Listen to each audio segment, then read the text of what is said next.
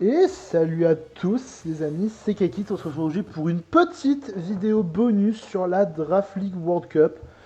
J'avais pas du tout prévu de faire cette vidéo au départ, mais au départ je voulais faire peut-être une vidéo un peu sur la World Cup pour parler un peu de la compétition en général. Puisque bah forcément je fais pas beaucoup de matchs hein, sur la TL World Cup, je fais quelques mocks de temps en temps et je participe un peu au build et tout, mais normalement je fais pas beaucoup de matchs. Mais voilà, il s'est passé un petit truc marrant, donc petite vidéo bonus que j'avais envie un petit peu de partager donc sur ma game de World Cup tout simplement. Alors pour retracer un petit peu le contexte rapide, j'en parlerai plus en détail plus tard, pour faire très simple, donc l'équipe de France était en une victoire, un match nul, zéro défaite dans cette phase de poule et on faisait le dernier match de poule contre Europe de l'Ouest. Et si on l'emportait contre Europe de l'Ouest, et bah tout simplement on accédait aux playoffs. Par contre si on perdait, on se faisait match nul, on était éliminés et on rentrait chez nous. Pour la faire aussi simple que ça. Et en gros, donc la France menait 3-1, il restait donc 3 games, la game d'Orodro, la game d'Urta et la game de Todo. Orodro a joué sa game et Orodro a gagné sa game alors qu'on menait, pardon, j'ai dit 3-1, non, on menait 4-1. On menait 4-1 et Orodro a gagné sa game, donc on a gagné la week. Et pour le coup, puisque bon, Hurtado avait droit à un match-up tout simplement infernal, hein, tout simplement le match-up impossible, pas impossible mais presque, un match-up très très chiant.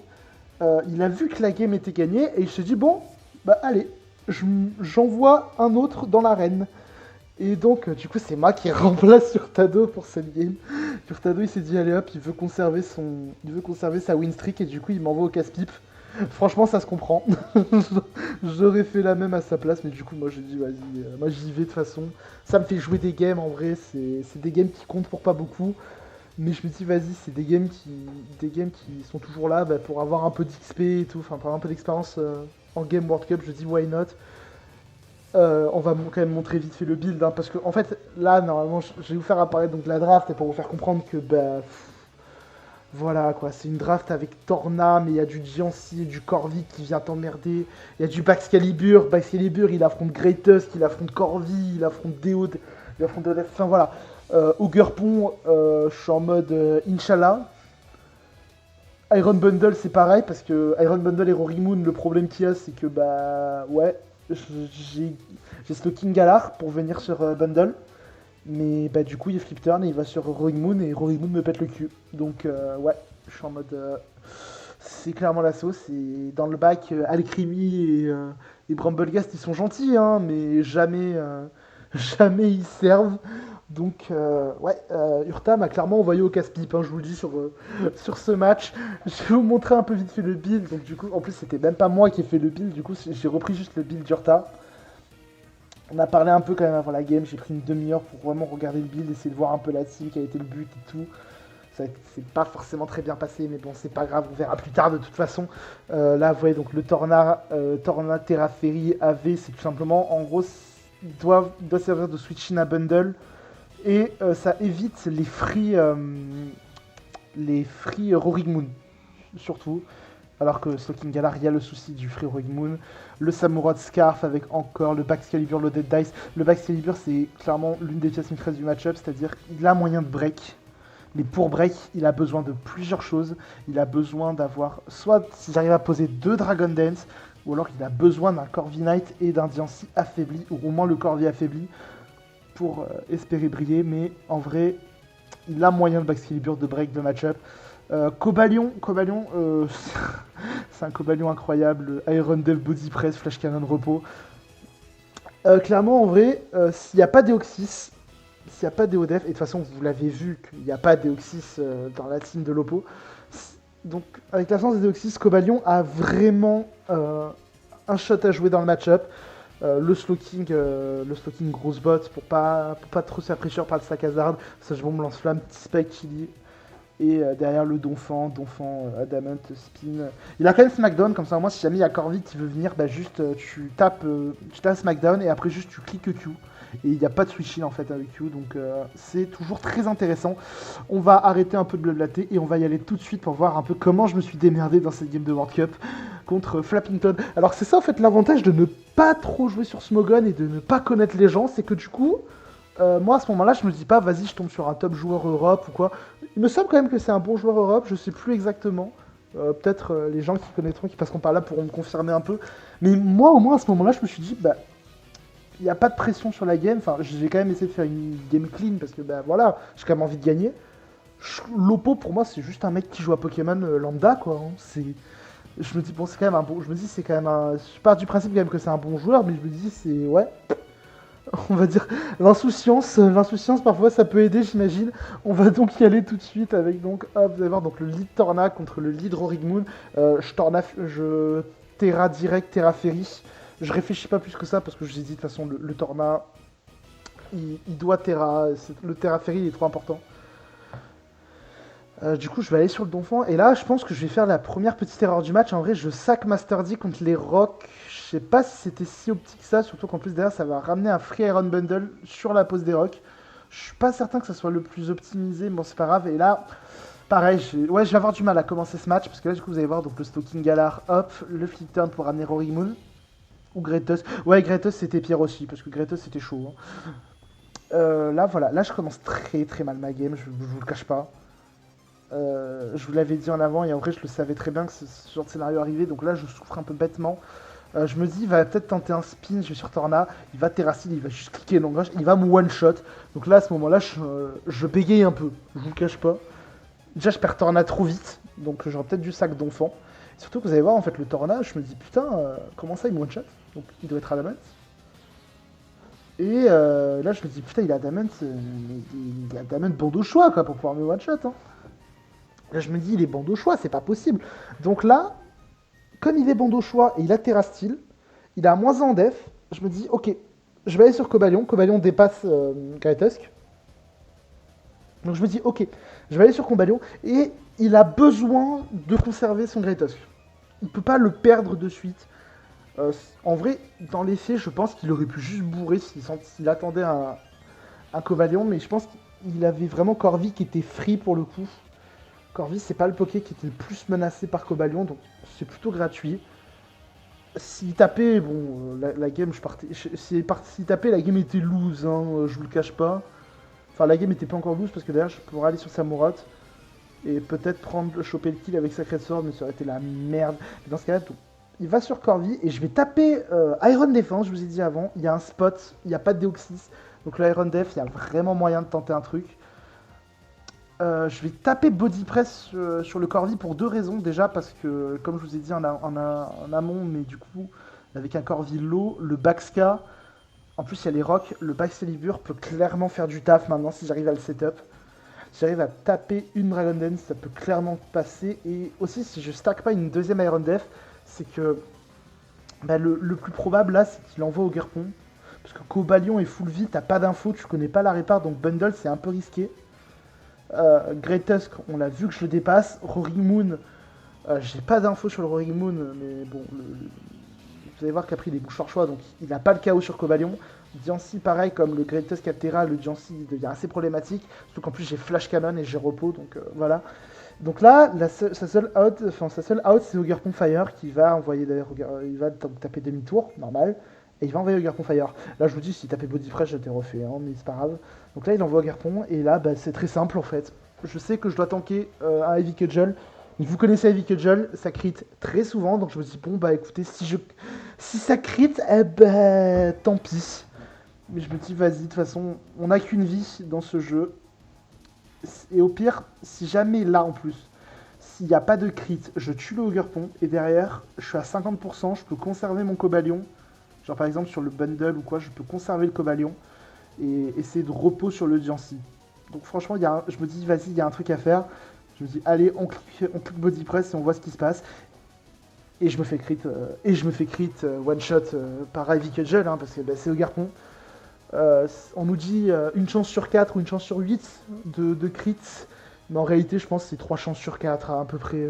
Ou alors je pense que l'attaque elle est codée pour dès que t'as un boost, hop, ça crit. Je sais pas. Mais bon. Crit dramatique ici. En fait, crit dramatique, oui et non. Alors, dramatique, oui, parce que bah, forcément, je perds mon Cobalion, alors que Cobalion, vraiment, il avait la possibilité dans le match-up de faire quelque chose. Mais vous allez voir que derrière, je vais décider d'envoyer Baxcalibur et j'y vais en mode hyper aggro. Parce que tout simplement, je me dis, ok, euh, à ce moment-là, comment vous dire, je tank une Kalinri à 100%, je tank évidemment Heavy Cudgel. Après une Dragon Dance, je peux je peux tenter de me setup Baxcalibur maintenant. Le Corvi est low, j'ai juste le Jancy qui est full vie et c'est pour ça que ça va être compliqué. Et là, je me dis, bon, on tente, on voit. Et en plus, il va d'abord taper sabotage. Donc, je perds mon loaded dice, mais je peux cliquer ma Dragon Dance. Et là, à ce moment-là, c'est assez particulier. Sur le moment, je me dis, ok, j'ai plus mon dice, donc je dois toucher au moins 3 fois Scale Shot ou Icicle Spear pour avoir le KO. Je dois le toucher au moins 3 fois. Je suis obligé. Si je tape 3 fois, ça peut le faire, sinon c'est la mort. Je commence à regarder et je vois aussi que normalement, si je me trompe pas, je suis hors range de Ivy Cudgel. Enfin, 63%, faut taper le max roll sur Ivy Cudgel. Donc je me dis, ok, il a Koff, il a donc Ivy Cudgel. J'ose imaginer qu'il a Power Whip ou un stab plante. Et son last move, je sais pas du tout ce que ça peut être. Ça peut être demi-tour, ça peut être synthèse, ça peut être Dance Lame, ça peut être Trailblaze. Enfin, je sais pas du tout ce que ça peut être son last move. Et le problème que j'ai, c'est que là, avec ce coffre, je suis en range de Kalinri. Donc attendez, genre le coffre, il a fait 37%. Ouais, 37%, c'est les dégâts, hein, sur les dégâts. Et du coup, je me dis, ouais, là, il y a l'Ivy Cudgel, je le tank, mais Kalinri, je tank pas. Donc, quel est le plus worse à ce moment-là? Et je vais décider, en fait, juste de taper EQ et d'assurer le kill sur ce Garpon. J'aurais pu cliquer Scale Shot, en vrai. En fait, à ce moment-là, je me dis, on m'a dit après game, ouais, t'aurais pu cliquer Scale Shot, t'aurais pu grid un peu.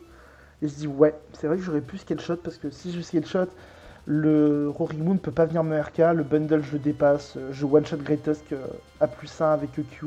Et le Corvier est low, mais le problème c'est qu'il y a le Jancy, et Jancy il tank au moins un hit. Même Shukaberry, enfin même s'il n'est pas Shukaberry, il tank au moins un hit le Jancy, et derrière je lose contre... et derrière je lose. Première option. En vrai, une deuxième option que j'aurais pu étudier, j'aurais pu tenter, j'aurais pu essayer de grid une Dragon Dance. Parce que, en fait, de toute manière, à ce moment-là de la game, je suis à un stade où si Baxcalibur ne gagne pas, je peux pas gagner la game en fait. Parce que là, j'ai le spot pour setup Baxcalibur, j'en aurai pas d'autres, des spots. Ou alors, au mieux, je peux tenter un setup sur Corvi, mais jamais j'ai le temps de cliquer 2 DD face à Corvi. Surtout Corvi affaibli. Donc peut-être que le play, ça aurait été de miser sur le fait que... de miser sur le fait qu'il n'a pas Kalinri. En plus, moi je me dis, si je me fais 6-0, bah c'est pas grave. Franchement, je vais être honnête avec vous. Si je me fais 6-0, c'est pas grave. On est déjà qualifié pour les playoffs, on est qualifié pour les quarts de finale.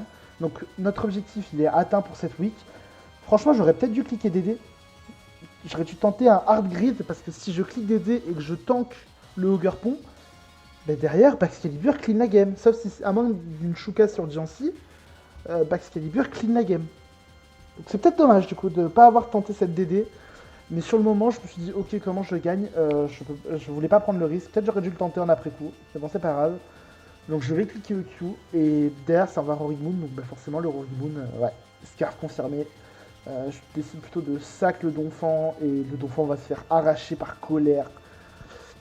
C'est dramatique, hein, je vous le dis clairement, c'est dramatique. J'envoie le Samurott Scarf, donc bon, ça sert à rien parce que de toute manière, je sais que Roaring Moon est Scarf. En plus, il n'est pas confus, donc il va pouvoir remettre une colère. J'ai hésité entre aller sur Samurott et aller sur Slowking et taper Chili. En vrai, peut-être c'est ça aussi, j'aurais dû jouer la luck jusqu'au bout. Hein. Peut-être j'aurais dû la jouer, peut-être je l'ai pas assez joué. Sauf qu'en plus, vous allez voir, je vais taper Sacred Sword en mode c'est bon, ça one-shot. Ça one-shot pas, tout simplement parce que, bah, ouais. Le Roaring Moon, bon, on va mettre le band, même si en réalité c'est un scarf. Vous voyez que le Roaring Moon, bah ouais, j'étais censé le one-shot, donc c'est qu'il a énormément de bulk. Ça m'étonne pas, hein. Franchement, pour y faire 77, ouais, c'est 252 def, hein. De toute façon, il avait pas besoin de beaucoup de speed comme il était Scarf, et en vrai, ouais, de toute façon, je pense qu'il était très... Ah, ouais, à peu près, de toute façon, il était quasiment full HP. Il avait pas besoin de beaucoup de speed, en plus, autant il faisait peut-être le pari. Bah, de toute façon, comme il est Scarf, il dit jamais le Cobalion est Scarf. Donc peut-être qu'il s'est dit, allez hop, on met 0 speed presque. Parce que c'est quasiment un full HP quand même, hein. Enfin, c'est un full def, hein, vous voyez, pour faire 77. Donc bah ouais, du coup, en plus, dans sa confusion, il va pas se taper, donc hop. Et de toute façon, vous avez vu comment ça va finir. De toute façon, le Rory Moon va clean la game, tout simplement. Je crois que quand même, j'essaie de... Ouais, voilà, je prends quand même le kill. Je tape pas de Chili parce que de toute manière, je me dis c'est lose. Donc bon, c'est pas grave. En plus, là, vous allez voir, le Greatest, du coup, il va cliquer Rapid Spin à la grande surprise. Je vais cliquer Lance-Flamme. Et là, vous voyez que la tête de fer, le Greatest n'était pas du tout bandeau choix. Alors, j'étais vraiment persuadé toute la game que le Greatest était bandeau choix. Puisque bah, il m'a one-shot, hein. Concrètement, il m'a one-shot. Donc je me suis dit, ouais, c'est pas possible, il est bandeau choix pour pouvoir me one-shot, pour pouvoir me faire autant de dégâts, c'est pas possible. Mais en fait, il n'était pas bandeau choix, il était soft sand, et j'ai mangé les 18%. J'ai mangé les 18% de chance de kill. Donc malheureusement, en début de game, là, franchement, en début de game, en fait, si juste je survis au tour, j'ai Torna, soit j'ai une free hit wave, soit juste j'ai un demi-tour ou une connerie comme ça, et j'ai encore Torna en vie dans la game. Donc c'est dramatique en fait, c'est juste dramatique. Surtout qu'en plus c'est un Terrastyle, après de toute manière Terrastyle ça tuait pas avec Canicule, donc peut-être juste il bourrait hein, comme pas possible. Il était quand même à moins 11 PDF, hein, donc ça tuait, ouais ça tuait. Après je connais pas son bulk, hein, mais du coup ça tuait. Voilà, enfin de toute manière, voilà, vous avez compris ce qui s'est passé. Et après, je me suis juste fait ouvrir par le Greatest. Du coup, voilà, écoutez, pourquoi je fais cette vidéo un peu bonus en fait, c'est pour vous montrer que bah, les games, on va dire, même s'il n'y a pas d'enjeu, il n'y a pas d'enjeu strict dans la game, bah, c'est toujours bien déjà de faire ce genre de game à des games de haut niveau. D'ailleurs, c'est pour ça que un des conseils que je vais toujours vous donner, c'est si jamais vous avez des occasions de jouer des games contre des gros joueurs, des joueurs bien meilleurs que vous et tout, allez-y en fait. Franchement, là je fais ça pour les Game World Cup.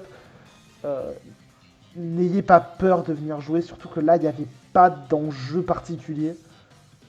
Franchement, ce sont toujours des games qui vous permettent d'apprendre et tout. En plus, là vous voyez que, bah, mine de rien, ça reste des games où toujours, bah, il y a toujours des choses à redire sur la game. Genre, le lead Tornab pour le Terra direct, c'était peut-être pas le mieux. Peut-être le mieux, c'était d'abord de faire un lead d'enfant.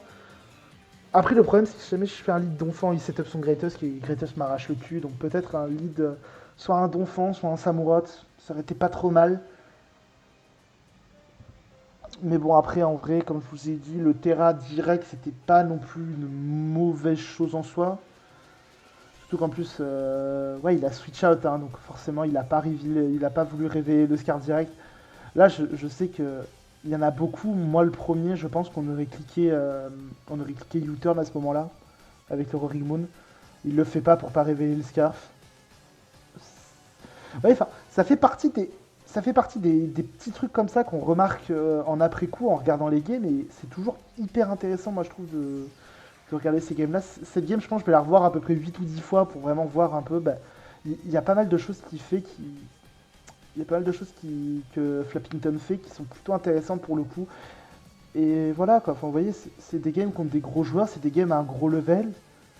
J'ai pas trop existé pour le coup. Après, bon, le match-up était pas ingagnable, mais presque. Franchement, le match-up était très dur. C'est pour ça que Urta il m'a envoyé, il m'a dit allez, bon courage. Il m'a donné le build, il m'a dit allez hop, have fun. Et enfin voilà, et il n'y a pas de souci, franchement, il n'y a pas de souci particulier là-dessus. Voilà, donc ce genre de game, n'ayez jamais peur de venir taper un peu dans des gros joueurs. Juste faites votre jeu, allez essayer de jouer, et en après-game comme ça, rematez un peu votre game, et voyez un petit peu qu'est-ce qui a marché, pas marché, et puis voilà quoi. Bref, voilà, c'était une petite vidéo bonus, un petit peu comme ça, à l'arrache. Parce que voilà, ça m'a fait rire quand même, parce que vraiment, je vous cache pas, toute la semaine, j'étais là en mode ah là là, Hurta, il gagnera pas cette game, le match-up, il est vraiment agagnable. Tout ça pour qu'au final, je me retrouve à jouer ce match-up que j'ai taclé toute la semaine. Enfin bref, écoutez, j'espère que cette mini-vidéo vous aura plu, qu'il y aura au moins une vidéo encore sur la World Cup, où je parlerai un petit peu vraiment de la compétition dans sa globalité. Peut-être il y aura d'autres vidéos, si jamais j'ai l'occasion de faire d'autres matchs pendant les playoffs, pourquoi pas. Avec cette fois-ci un peu plus de prep, parce que là j'ai eu vraiment eu une demi-heure de prep pour assimiler le build, donc c'était plutôt marrant. Et d'ici là, écoutez, je vous souhaite une bonne semaine à tous. C'était Kaikit. Ciao tout le monde.